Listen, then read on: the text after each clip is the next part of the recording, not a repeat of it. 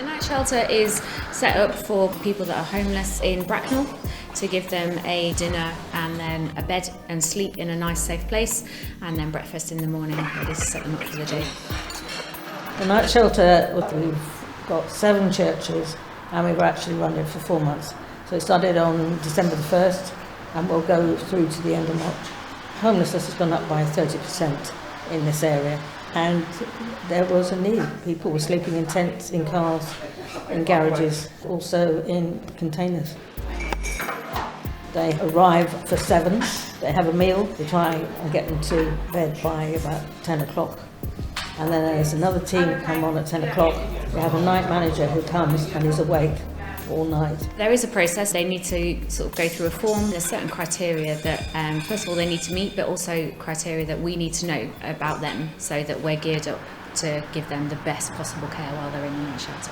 You have to set a few boundaries. Our rules are very simple. After 10 o'clock, you can't enter. It's simply that it disturbs everybody, wakes them up. Now, some of these people are working, so we say it's important that they do get a decent night's sleep.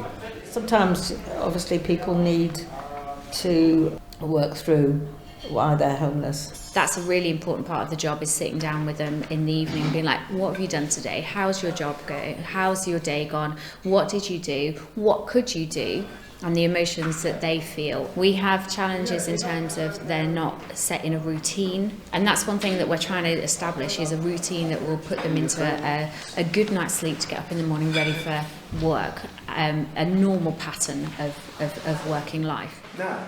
One of the interesting things is how different churches have all worked together. We've got 240 volunteers over the 7 nights. Then we have training courses and also safeguarding training, because obviously we need to keep our guests safe, but we also need to keep our volunteers safe.